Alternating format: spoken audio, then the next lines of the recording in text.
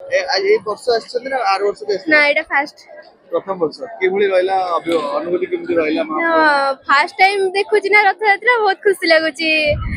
ठाकुर को पुणी रस्सी धरिया सुजोग मिलला बहुत खुशी लगुची। अच्छा भाई जान को प्रार्थना करले आगे महाप्रभु को प्रार्थना करले आज बळे दिन रे प्रार्थना को करी तांकर जे दबार थियो से देबे से किंतु एते कि तांकर डोरी लागिला तांकर रस्सी धरि पाइली तांको दर्शन करि पाइली सेटा बड़ कथा। आज केमते डोरी लागिला महाप्रभु मु भी भाभी नथिनी डोरी लागि बोली जगह आसुचंदी आगरे बलभद्र एते माने काली रहिनु ना हमें मु भी दर्शन करि पर नाथांती काली बापा मां को रखिनु कोने हमें दर्शन करिया सी एबे अलगा जगह बुलछन मु एका बुलुची सेटा किछि नै हजियो नै मोर किछि दुख नै किंतु मोर डोरी लागिला जे बलभद्र को मु डोरी रो टाणिली एवं मां गले पछरे तांकु शांति जानली एवं आसुचंदी आगर जगह तांकु ही मध्य टाणी हजिन हजि फोन दीदीटा तांको फोन भी मो पाकर हजि मु मते फोन करना मु फोन हजिगन हजि जी कालिया पाकर हजि किछि मो टेंशन नै। जय जगन्नाथ।